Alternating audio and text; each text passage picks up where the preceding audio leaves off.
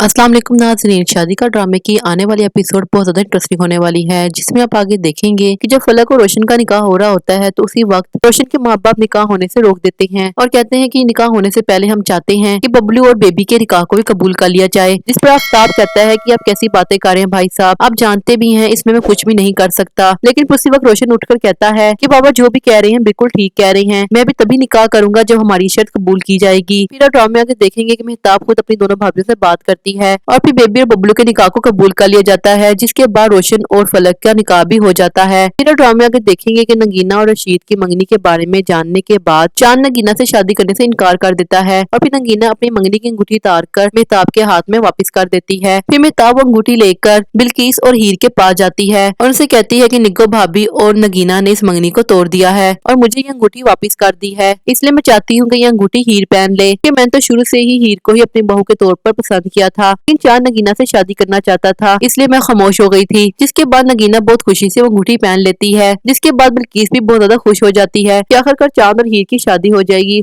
और मेरी बेटी इस घर पर राज करेगी। फिर आप ड्रामे आगे देखेंगे कि मेहताब सितारा के पास जाती है और उसके सामने हाथ जोड़कर माफी मांगती है और कहती है कि मैं तुम्हारे साथ जो कुछ भी किया उसके लिए मुझे माफ कर दो, लेकिन आज तुम्हारी मामी तुम्हारी माँ बनकर तुमसे कुछ मांगना चाहती है। जिस पर सितारा आगे से कहती है कि मामी आप प्लीज मुझसे माफी मत मांगे, मैंने कभी भी आपकी किसी बात का भी बुरा नहीं माना और आज तो मेरी माँ मेरे सामने है, आप मुझसे जो मांगेंगी जो कहेंगी वैसा ही होगा, आपका हर हुक्म मेरे सर आंखों पर होगा। जिसके बाद मेहताब आगे से कहती है कि नगीना और चांद की मंगनी टूट चुकी है, इसीलिए मैंने चांद की मंगनी हीर के साथ कर दी है और मैं चाहती हूँ कि तुम चांद को समझाओ कि वो मेरी बात मानकर हीर से शादी कर ले, क्योंकि मैं जानती हूँ कि तुम्हारी बात बिल्कुल भी नहीं टालेगा। फिर मेहताब आगे से कहती है कि प्लीज मुझे गलत मत समझना, क्योंकि मैं कभी भी दिल से तुम्हें अपनी बहू नहीं मान सकती, इसलिए मैं चाहती हूँ कि तुम चांद को समझाओ ताकि वो मेरी बात मानकर हीर से शादी कर ले और तुम्हें हमेशा के लिए भूल जाए। जिस पर सितारा अपनी मामी से कहती है कि आप बिल्कुल भी फिक्र मत करें, मैं चांद को समझा दूंगी कि वो मुझे भूलकर आपकी बात मानकर हीर से शादी कर लें, और रही बात मेरी तो मैं उनकी जिंदगी से बहुत दूर चली जाऊंगी, इसीलिए आप बिल्कुल भी फिक्र मत